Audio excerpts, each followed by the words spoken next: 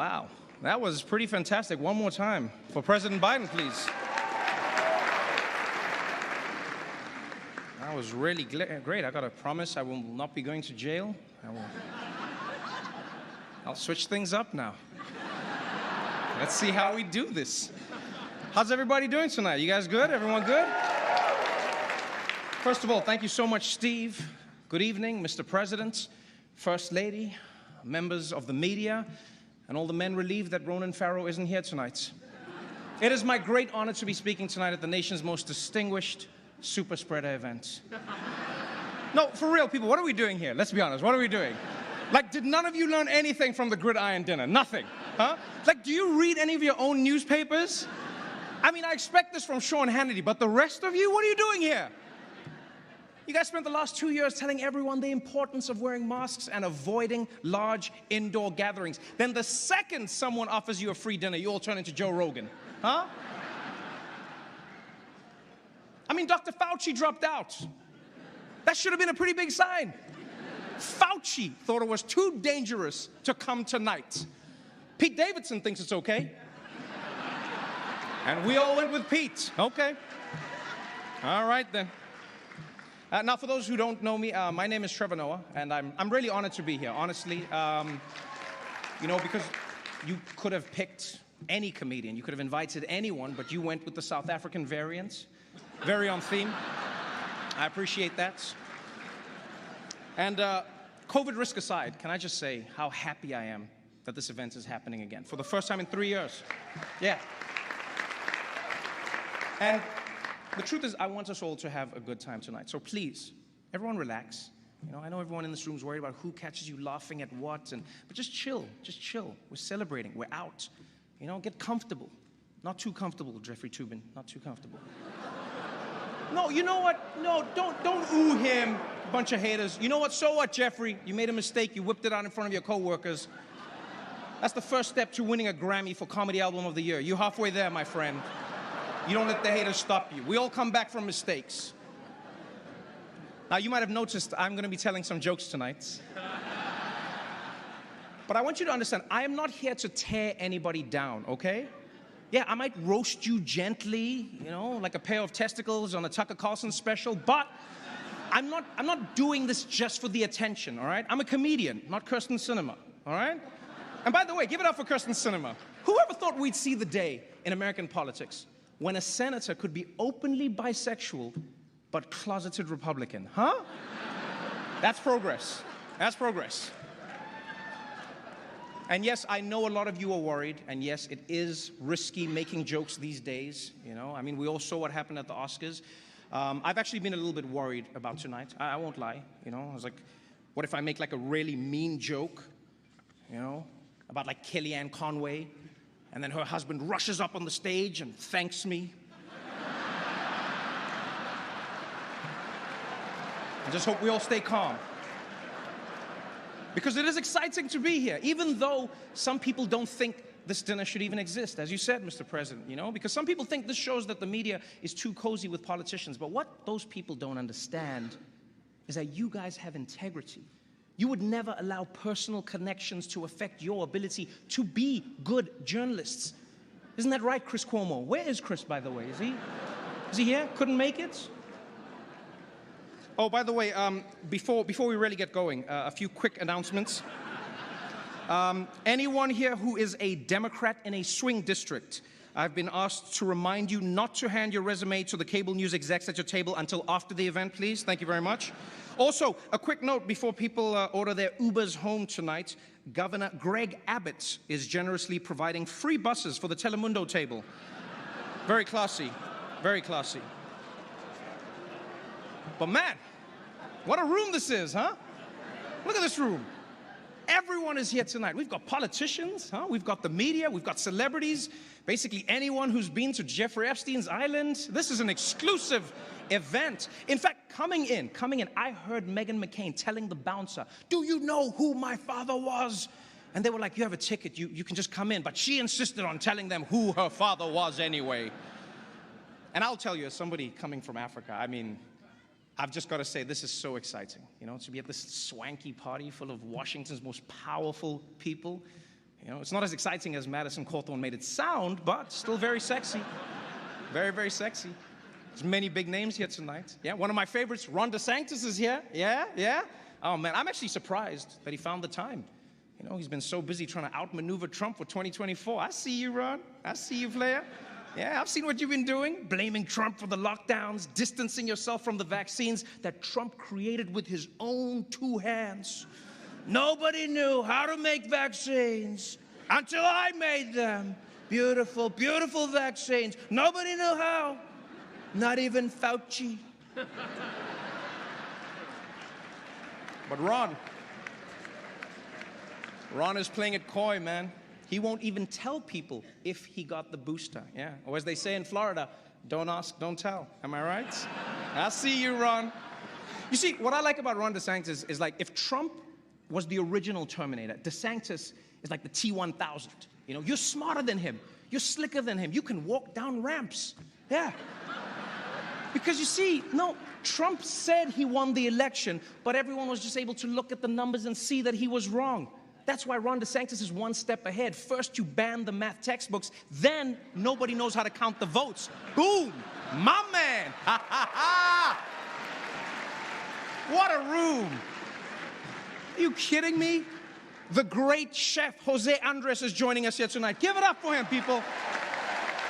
My good friend in the room.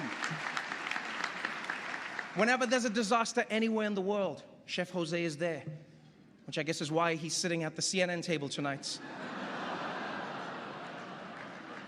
Now, of course, the real reason that it's such an honor to be here tonight is that we all get to be in the same room as the most powerful man in the United States. So let's give it up for Joe Manchin, everybody. Where is he? Is he there? Good to see you, sir. Good to see you. No, for real, Mr. President. Thank you for being here. Thank you for having me here. You know, I was a little confused about why me. But then I was told that you get your highest approval ratings when a biracial African guy is standing next to you, so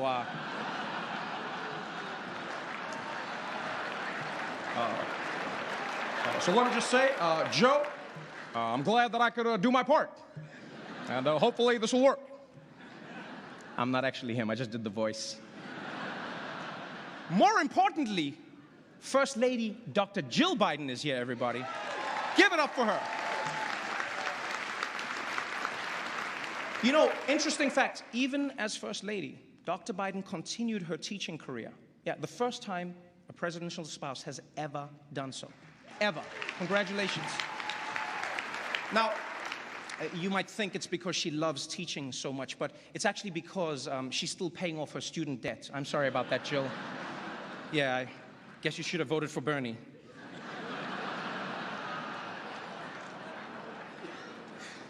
You know, sir, can I just say, I think everyone will agree that it's actually nice to once again have a president who's not afraid to come to the White House Correspondents' Dinner and hear jokes about himself. I'll be honest. If you didn't come, I totally would have understood. Yeah, because these people have been so hard on you, which I don't get. I really don't. You know, I think ever since you've come into office, things are really looking up. You know, gas is up, rent is up, food is up, everything. No, it really has been a tough first year for you, Mr. President. And surely you must be a little worried about 2024. You know, there's a lot of passion on the Republican side. There really is. You know, it's going to be an interesting time. And as you all know, President Biden's lack of a filter does get him into hot water sometimes. You know, last month he caused a huge international incident saying that Vladimir Putin should be removed from power. It was very, very upsetting to Russia. Yeah, until someone explained to them that none of the stuff Biden wants actually gets done.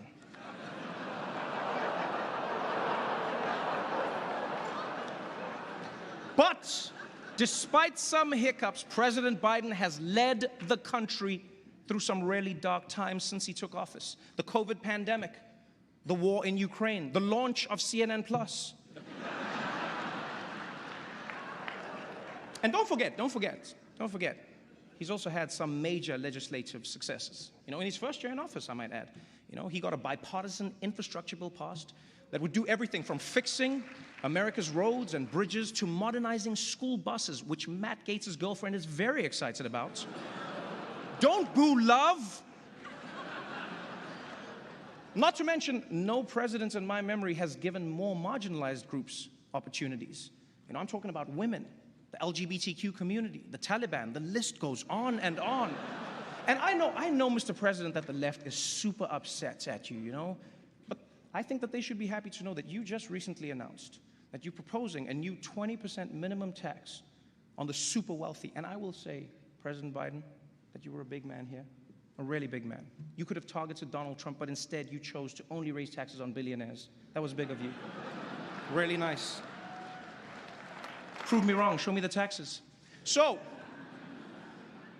personally, I think that President Biden could do a better job at taking credit for the things that are going right. You know, I mean, unemployment is currently at 3.6%. Think about that, people. 3.6%, 2% if you don't count the Cuomo family. And I will say, President Biden came into office and he's done well and he's done badly. And in this room, I know there's a lot of mixed reviews. You know, there was a lot of talk about how the president really respects the press. But what has he really done for you guys, huh? Think of all the journalists whose careers have been hurt by the Biden presidency. People like Daniel Dale. He used to be CNN's star fact checker on TV every day. But now, there's barely anything to check. Same for Glenn Kessler of the Washington Post. On the way here, I saw him on the street offering 4 Pinocchios for $1. Mr. President, that's on you. And what about Maggie Haberman? For 4 years, it was exclusives, huh? On the Russia investigation, corruption. The president doesn't read his daily briefings, on and on. Now look at her. She spends all day fighting with random people on Twitter like a common political reporter. You've ruined her, Mr. President. Now, of course, President Biden doesn't often have to deal with the media directly. Yes, that task falls to Press Secretary Jen Psaki. Yes. Glad you could make it tonight. Really glad you could make it tonight, Jen. It's nice that you're willing to come over here and risk getting COVID for, like, what, the 10th time now? Let me ask, how do you keep getting COVID, Jen? Like, your boss hooked us all up with free tests. Does he not have your address? What's going on there? The word on the streets is actually that Jen Psaki is going to MSNBC next month. Yeah. Apparently, just being on C-SPAN, the ratings were too high, and she wanted more of a challenge, you know? Wanted to switch things up. She can't laugh at that. Don't put the camera on her. If it's true, congratulations to Jen on your big career change. But you know, moving to MSNBC is going to be a big switch up for you, because right now your current job is to make the Biden administration look as good as possible, you know, at all costs. Now you're going to be at MSNBC, and you're going to have to, you'll be fine, actually. No, sorry. I don't even know why I apologize. By the way, MSNBC, can I just say you guys are doing great work, you know? I love watching your shows. You know, when Trump was in office, your shows were all about how bad he was. And now that Biden's in office, your shows are all about how bad Trump was. Consistency is important. We appreciate that. We really do. Also, shout out to Joe and Mika. Yeah, I love you guys. The most adorable HR violation in town. I love it. So adorable. What? And that's why we're really here, people. We're here to honor the media. Yeah. So, first and foremost, let's give it up for the White House press pool. Let's give it up for them, please. You guys are relentless. Every day you show up, and every day you demand answers on the pressing issues of the day. And then Fox News asks about Hunter Biden. And I'll be honest, though, I actually think that's a good thing. I really do. I think people need to be held accountable if they're using their dad's name to get ahead in life. And I can't think of anyone better to ask about that than Peter Doocy. Yeah. Wherever he is, Chris Wallace laughed at that joke. But you see, the real purpose of tonight is to honor some of the country's best political journalists, people like Abby Phillip, Yamiche Alcindor, right? And Mick Mulvaney. I actually get why CBS hired Mick Mulvaney. I get it. You know, he's more than just the guy who assured everyone that Donald Trump would concede gracefully. No, he can also get you access to other people who assured you that Donald Trump would concede very gracefully. It's very important. So shout out to CBS, my corporate cousin. You can actually find us on Paramount Plus. Yes, right between SpongeBob SquarePants and a bunch of movies that even Delta's in-flight entertainment system turned down.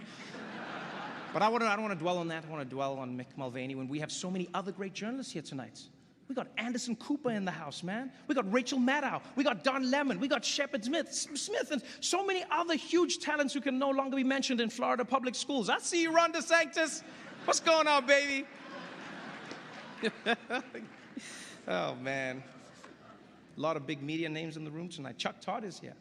Chuck, you here? Yeah? How you doing? I'd ask a follow-up, but I know you don't know what those are. Don't boo him, he's trying. Man, these people are mean, Chuck. The Axios team is also in the house. I didn't know this, but Axios is actually Greek for political playbook without the birthdays. Yeah. And you know, Axios got a lot of flack a few years ago for releasing a staff photo that had fewer black people in it than CPAC, but kudos to Axios. They fixed that problem by not releasing any more staff photos. And Jonathan Swan, my man, I'm a fan, personal fan. You've been crushing it with those interviews. Congrats on the award. People are always asking, how does Jonathan Swan get these politicians to open up to him? I'll tell you how. It's the Australian accent. Yeah, American journalists sound too aggressive. What did you do with the money? An interview with Jonathan Swan is like being interrogated by a koala bear. But Senator McConnell, don't you think it's strange that you and the devil have never been seen in the same place at the same time? Don't you think that's strange? Well, I guess when you go to hell, you'll find out for yourself. NPR is here tonight, one of my favorites. Congratulations on all the work you do. I love Tiny Desk concerts. I just wish you guys didn't always have to beg for money.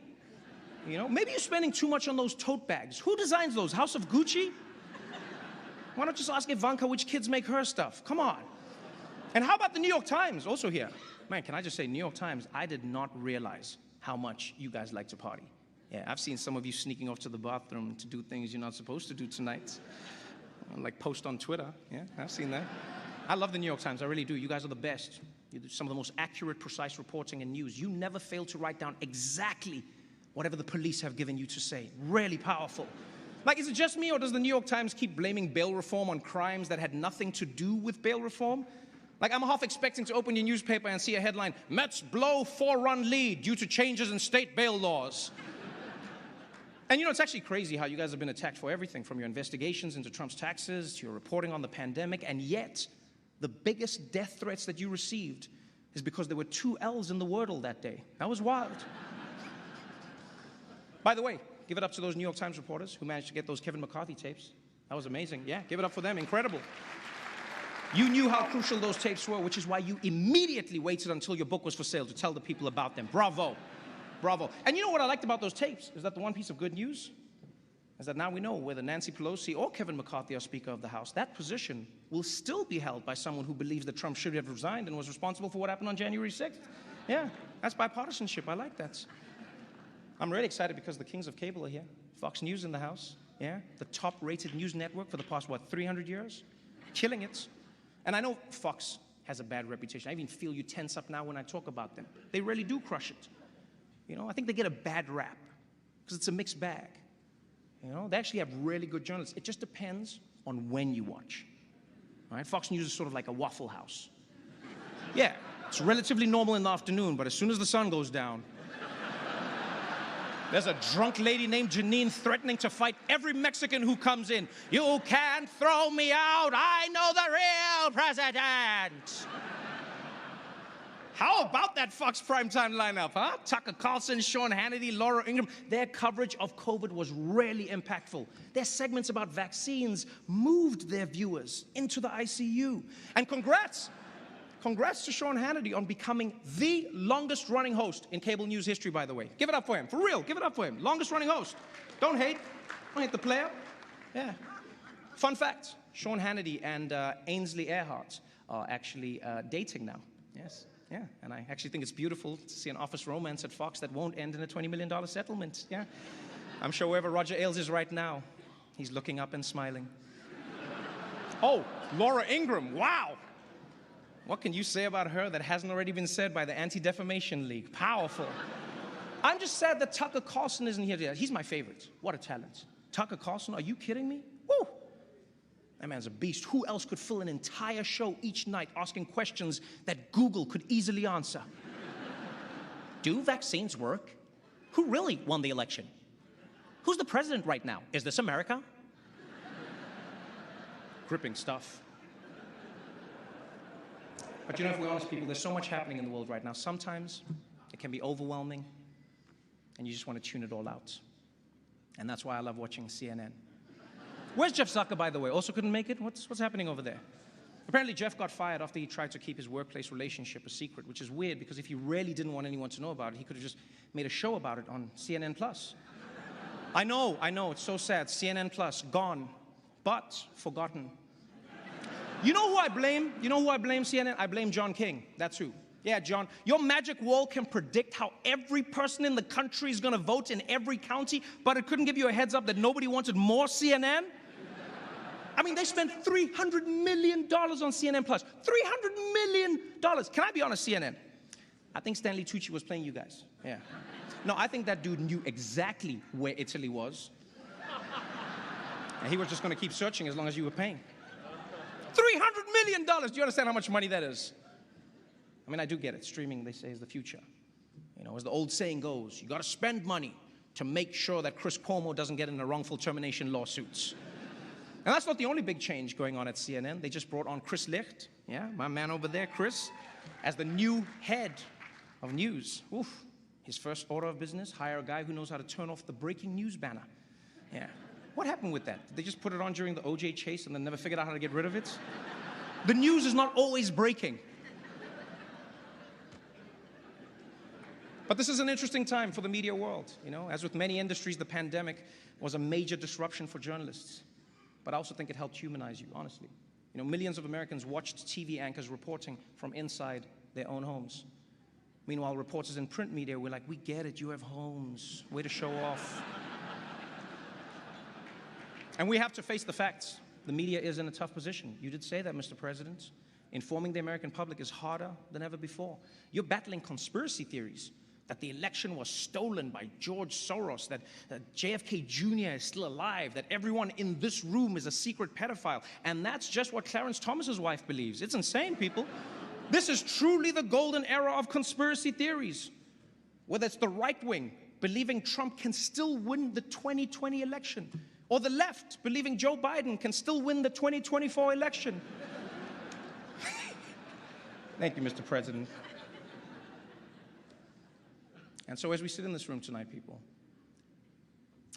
I really hope you all remember what the real purpose of this evening is. Yes, it's fun. Yes, we dress nice. Yes, the people eat, they drink, we have fun. But the reason we're here is to honor and celebrate the Fourth Estate and what you stand for. What you stand for. An additional check and balance that holds power to account and gives voice to those who otherwise wouldn't have one. And like, I'm not just talking about like CNN or Fox or any of the other major organizations. I'm talking about everyone. You know, the young journalists we saw today, you know, intrepid journalists who aren't even in this room in Flint, Michigan, or that daring reporter at the Des Moines Register, or the unflinching local newscaster in El Paso, Texas. Every single one of you, whether you like it or not, is a bastion of democracy. And if you ever begin to doubt your responsibilities, if you ever begin to doubt how meaningful it is, look no further than what's happening in Ukraine. Look at what's happening there. Journalists are risking and even losing their lives to show the world what's really happening. You realize how amazing it is. Like, in America, you have the right to seek the truth and speak the truth, even if it makes people in power uncomfortable, even if it makes your viewers or your readers uncomfortable. You understand how amazing that is? I stood here tonight and I made fun of the President of the United States, and I'm going to be fine. I'm going to be fine, right?